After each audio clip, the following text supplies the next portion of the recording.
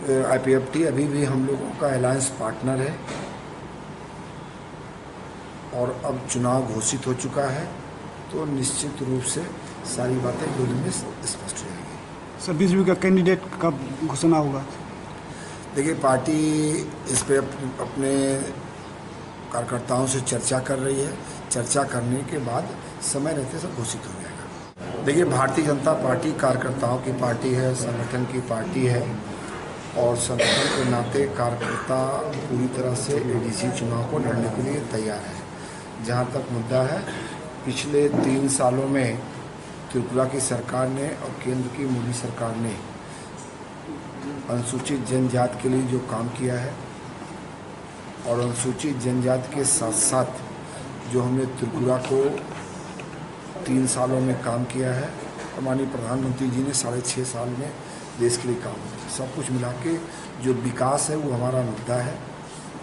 विकास के मुद्दे पे हम चुनाव लड़ेंगे और पार्टी पूरी तरह से चुनाव लड़ने तैयार है। आईपीएफटी अभी भी हम लोगों का अलायंस पार्टनर है और अब चुनाव घोषित हो चुका है, तो निश्चित रूप से सारी बातें दूर में स्पष्ट हो जाएगी। सर, बीजेपी का कैंडिडेट कब घोषणा होगा?